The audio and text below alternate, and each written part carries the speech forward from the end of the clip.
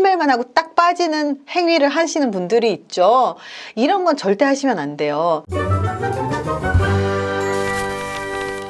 처음 만난 사람도 중마고우처럼 대화하게 만드는 라포 형성의 아주 차근차근한 구체적인 기술을 알려드릴게요. 처음에 우리가 사람들과 친해지려면 라포를 형성하라는 이야기를 많이 들었을 거예요.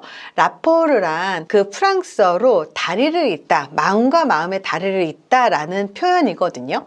그래서 라포를 형성하는 게 사실은 초기 인간관계에서 실제로 만났을 때 굉장히 중요합니다. 라포를 형성하는 구체적인 방법을 몇 가지 소개를 해드릴 건데요. 상대방이 처음 만나는 사람이건 친구이건 상관없이 적용할 수 있습니다. 첫 번째, 라포부터 형성한다. 진지한 주제로 바로 들어가지 않는 거예요. 특히 논쟁의 소지가 있는 주제는요, 절대 처음부터 하지 않으셨으면 좋겠습니다. 그래서 가벼운 스몰 토크부터 시작을 하세요. 밥 먹었어?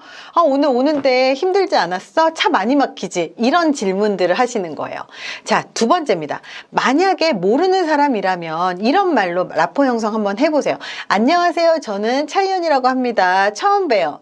반가워요. 저는 누구라고 합니다. 성함이 어떻게 되시죠? 저는 여기 처음 와봐요. 여기 어떻게 알게 되셨어요? 이런 식으로 질문을 하고 말문을 열고 나면 라포 형성을 위한 질문으로 들어갈 수가 있어요. 상대방의 관심사나 행동의 동기를 물어보는 질문이에요. 그걸 중요하게 생각하신 이유가 되게 궁금해요. 어떻게 하다가 그 주제에 관심이 생기신 거예요? 한가할 때 휴일날 주로 뭐 하세요? 평소에 뭐 좋아하세요? 혹시 무슨 일 하세요? 실례가 안 된다면 무슨 일 하는지 좀 궁금한데요. 이렇게 질문도 하고요. 별명 있으세요? 연예인 너무 예쁘신 분 닮으셔가지고 이런 별명이 있으실 것 같아요. 그걸 어떻게 하셨어요? 이러면서 리액션을 굉장히 잘하고 질문을 잘 해주시는 거예요. 자, 세 번째입니다. 이렇게 아주 가볍게 그 사람하고 얘기를 텄다면 공통분모를 찾는 게 세 번째예요. 상대방과 나 사이에는 수없이 많은 공통점이 있을 수 있거든요. 뭐 운동을 한다거나 회를 좋아한다거나 영화를 좋아한다거나 예비 부모라거나 같은 동네에 산다거나 예전에 그 동네에 내가 살았다거나 이런 식으로 무언가는 공통점이 있게 되어 있거든요. 전혀 공통점이 없는 사람은 없어요. 인간이기 때문에. 정말 사이코패스가 아닌 한 모든 사람에게 해당되는 공통점은 누구나 인간은 더 나은 삶을 살려고 하고 세상이 더 좋아지길 바라고 미래가 좀 더 나아지길 바란다는 거예요.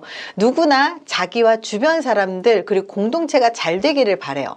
어떤 게 좋은 삶인지 생각이 다를 수는 있어도 그런 마음은 누구에게나 공통점이라고 할 수 있습니다. 그래서 이런 공통점들을 찾는 거예요. 네 번째, 화제 가로채기는 절대 하시면 안 돼요. 상대방이 꺼낸 말, 주제를 가로채서 내 이야기를 하는 정말 나쁜 습관을 가지신 분들이 생각보다 되게 많아요.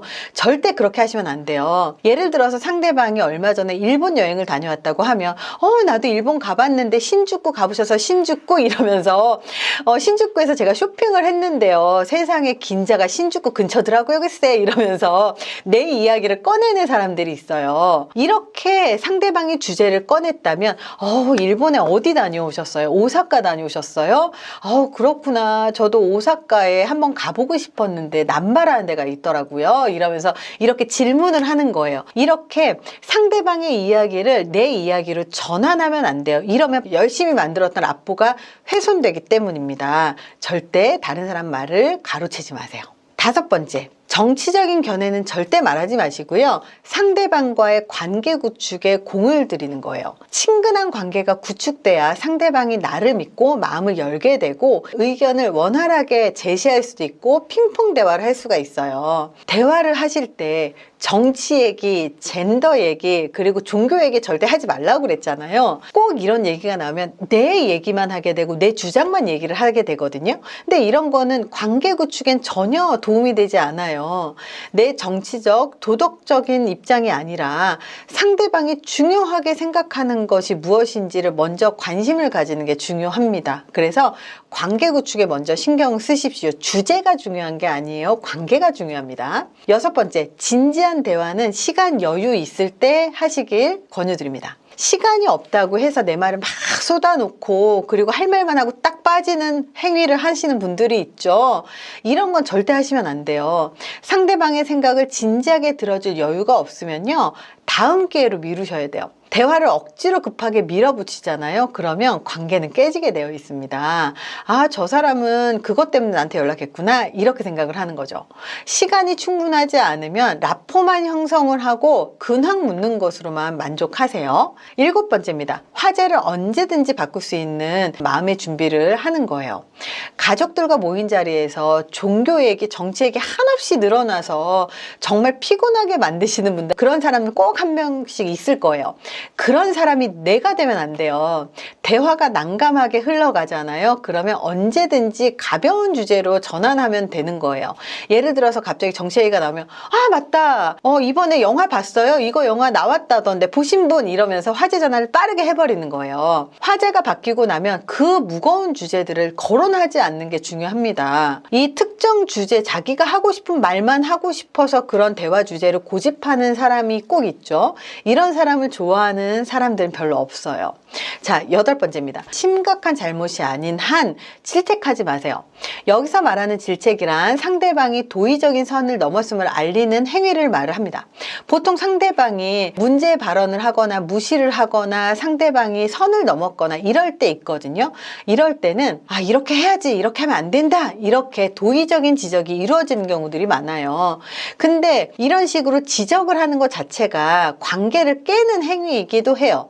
특히 상대방의 말을 끊고 한다면 그건 더 심각한 거죠. 그렇기 때문에 조심스럽게 때를 봐서 우려를 표명하는 게 좋습니다. 근데 문제는 이렇게 무례한 사람들은 자기 말만 하고 분위기를 깨고, 그리고 다른 사람들의 기분 생각 안 하고 자기 말만 쏟아내고 기분 나쁘게 하는 경우들도 있죠. 이런 경우들은 앞에서 정확하게 경고를 하는 게 굉장히 중요합니다.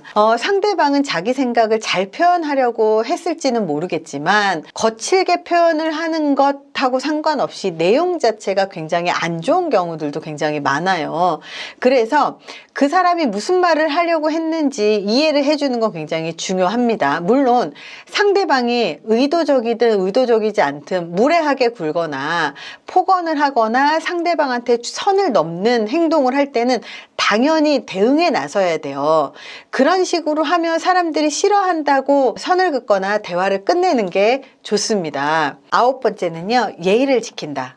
이거 해주실 수 있을까요? 감사합니다, 이런 말을 꼭 하시는 거예요. 상대방이 내 말에 반론하거나 동의하지 않는다고 말하면 의견 말해줘서 고마워요, 이렇게 얘기를 하는 거예요. 이렇게 처음 만난 사람하고 대화를 길게 할 수 있고, 그리고 라포를 형성을 해서 상대방과 좋은 관계를 만드는 방법, 만나서부터 관계를 형성을 하고 대화를 하는 기법까지 알려드렸는데요. 라포를 형성하는 기술에 대해서 도움이 되셨나 모르겠습니다.